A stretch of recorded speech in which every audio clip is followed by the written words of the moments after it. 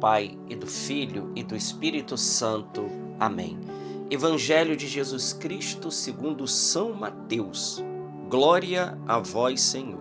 Naquele tempo, os discípulos aproximaram-se e disseram a Jesus: Por que tu falas ao povo em parábolas? Jesus respondeu: Porque a vós foi dado o conhecimento dos mistérios do reino dos céus, mas a eles não é dado. Pois a pessoa que tem, será dado ainda mais e terá em abundância. Mas a pessoa que não tem, será tirado até o pouco que tem. É por isso que eu lhes falo em parábolas, porque olhando eles não veem, e ouvindo eles não escutam nem compreendem.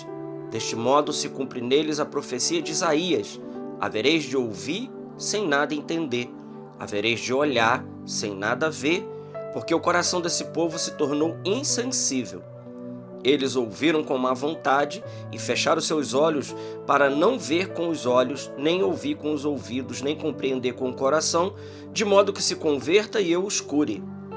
Felizes sois vós, porque vossos olhos veem e vossos ouvidos ouvem. Em verdade eu vos digo, muitos profetas e justos desejaram ver o que vedes e não viram.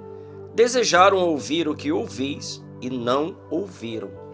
Palavra da salvação. Glória a vós, Senhor.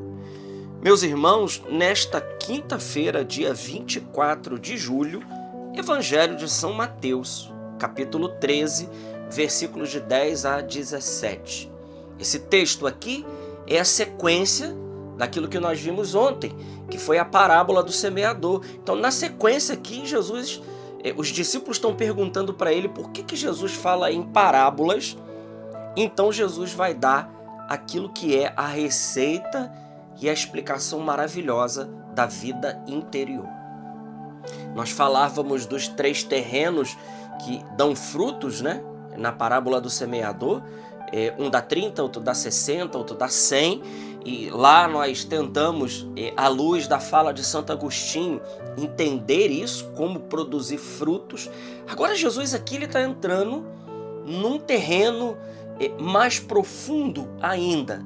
Jesus está dizendo: porque a vós é dado o conhecimento dos mistérios do reino do céu, mas a eles não.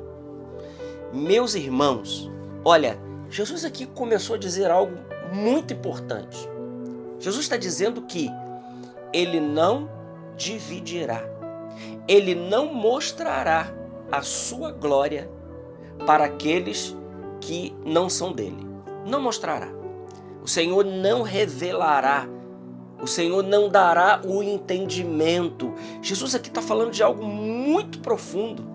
Jesus está falando da vida espiritual. Jesus aqui está falando, por exemplo, os santos que chegam, por exemplo, à contemplação infusa da verdade. É como mais ou menos a gente que já sabe de algo, pelo um conhecimento, a gente saber aquilo de uma maneira diferente, né? Com uma certeza inequívoca. É algo que a gente já sabe, mas você diz assim: nossa, puxa vida, agora eu sei mesmo. Porque agora há um convencimento, porque foi dado a nós conhecer os mistérios de Deus. Aquele, claro, né? Aquele que Deus quiser revelar. Mas Deus, ele só revela os seus mistérios aos seus íntimos. Somente aos íntimos. Por isso Jesus está dizendo: a vocês foi dado o conhecimento dos mistérios do reino de Deus, mas a eles não. A eles não. E é assim, né? Quando Jesus foi transportado de Pilatos para Herodes, há muito tempo ele queria ver Jesus. Só que Herodes queria um espetáculo de Jesus. Herodes queria que Jesus fizesse um show pirotécnico, algo do tipo, fizesse um milagre ali diante da corte dele, e Jesus simplesmente não deu nenhuma palavra para Herodes. Nenhuma palavra. Por quê? Porque para esses o reino de Deus está fechado. Para esses os mistérios, o conhecimento da intimidade de Deus. E vejam, o maior tesouro nosso, meus irmãos, sem dúvida alguma, é a intimidade com o Senhor. É a intimidade, é saborear as delícias da vida com Deus, da vida espiritual. É caminhar sendo movido pelo Espírito Santo a todo tempo. Por isso Jesus está dizendo, em outra palavra, Jesus disse assim: Pai, eu te louvo e te bendigo, porque o Senhor revelou essas coisas aos pequeninos e escondeste ela dos sábios e entendidos. Jesus então agora, ele está aprofundando mais ainda e está dizendo para nós o seguinte, que o segredo é ser os pequenos do Senhor. E aí, claro, a gente entende as bem-aventuranças, né? Bem-aventurados os puros de coração, porque verão a Deus. Bem-aventurado aqueles que têm um coração de pobre, porque deles é o reino dos céus. Então, o coração de pobre, o coração puro, essas duas bem-aventuranças, é que abre o coração de Deus. É a humildade que abre o coração de Deus de viver mergulhado na graça de nosso Senhor Jesus Cristo. É aí que Jesus está nos chamando. Quantas pessoas arrogantes que estudam a Bíblia, por exemplo, sem fé, que estuda as coisas da igreja, mas que não tem fé, não tem humildade. Para esses também, os mistérios do reino estão fechados, meus irmãos. Porque o que abre o coração de Deus, como nos ensina São João Maria Vianney, é a humildade. É ter um coração pobre, né? É ter um coração puro. É estar despojado de tudo aquilo, né? É, acima de tudo, como nos diz essa palavra, sermos íntimos do Senhor. Jesus está dizendo, olha, para eles, para aqueles que me buscam somente para ver um milagre, talvez daqueles que nem querem saber de mim, estão vivendo a sua vida aí, né? Por que eu, né? O Senhor, por que eu vou mostrar a minha glória para esse pessoal? Não. A glória está fechada. O profeta Isaías, no capítulo 59, ele diz, não é a mão do Senhor que está incapaz de curar e de salvar. São os vossos pecados que colocaram uma barreira entre nós e o nosso Deus. É por isso que a face se oculta. Isaías capítulo 59, versículo 1 e 2. É por isso que a face se oculta. Porque Deus, ele não tem negócio com quem não quer ter negócio com ele, com quem não quer ter intimidade, submissão a ele. E na sequência, Jesus fala algo mais aterrador ainda. Inclusive, o que o Senhor fala na sequência é algo que quebrou a minha cabeça por muito tempo.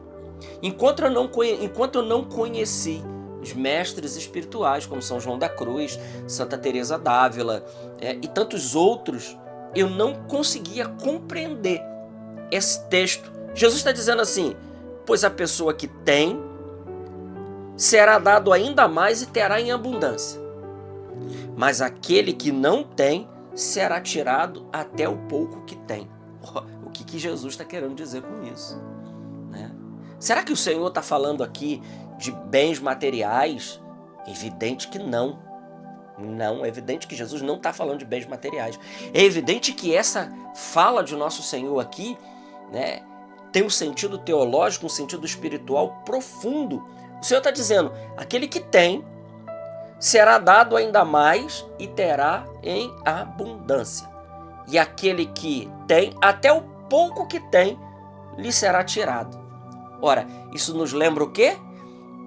Isso nos lembra a parábola dos talentos. Um recebeu 1 talento, outro recebeu 5 talentos, né?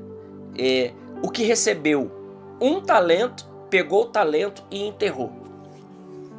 O que recebeu 5, lucrou mais 5. O que recebeu 10, lucrou mais 10. Né? E quando o Senhor voltou, ele olhou para aqueles dois que multiplicou o talento e disse, servo bom e fiel, como foste fiel na administração de pouco, vem que eu vou te dar mais. E aquele que recebeu 1 talento, ele enterrou, até aquele 1 talento que ele enterrou e devolveu para o patrão, aquele talento foi tirado dele. É o cumprimento desta fala de Jesus, Jesus agora explicando de uma maneira mais profunda na parábola dos talentos. Mas e o que quer dizer isso?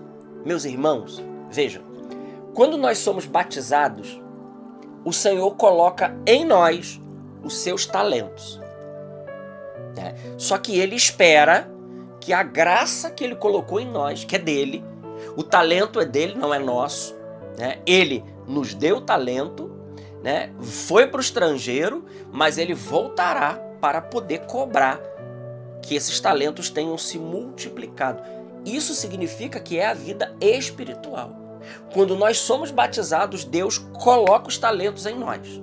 Nós recebemos os dons do Espírito Santo, nós recebemos a graça infusa, né? A graça santificante ou a graça suficiente, mas tudo isso que nós recebemos, essa capacitação para viver a vida de Deus, nada disso é dado na ordem da operação. E somente isso é nos dado na ordem da graça. O que significa isso? Significa, meu irmão, que se nós não fizermos nada como aquele homem da parábola que tinha recebido um talento, né? Nós fomos batizados, crescemos e vivemos uma vida medíocre. Nada vai acontecer. Nada vai acontecer. Né? Se nós vivermos frios e, pior, misturados com o mundo, né, com os conceitos mundanos e tudo mais, nada vai acontecer na nossa vida, porque essa graça que Deus nos deu é graça verdadeira, sobrenatural, mas ela é dada somente na ordem da graça, não é dada na ordem da operação. Então nós precisamos fazer esses talentos crescer. E é aí que entra a beleza da vida sobrenatural, da vida espiritual em nós. Então, como que a gente faz? Aqui vem então a pergunta, né? Como fazer a vida de Deus crescer em nós? Vida de oração, Eucaristia, se possível diária, Santo Rosário, aquilo que a gente tem dito aqui na meditação do Evangelho, leitura da Palavra de Deus, né? Um amor profundo, pedir todos os dias o Espírito Santo, né? Rejeitar tudo aquilo que não convém ao cristão, como nos diz uma oração coleta da missa, e abraçar tudo aquilo que é digno desse nome. É isso, irmãos, que o Senhor está dizendo aqui. Aquele que tem, será dado e terá ainda mais. Aquilo que o Senhor te deu, se você for generoso com o Senhor, Ele mesmo multiplicará a graça que já está em nós. Mas se nós formos medíocres e ficarmos na nossa, enterrar esse talento que Deus nos deu, até esse talento ele nos será tirado. Glória ao Pai, ao Filho e ao Espírito Santo, como era no princípio, agora e sempre. Amém. Salve Maria Imaculada.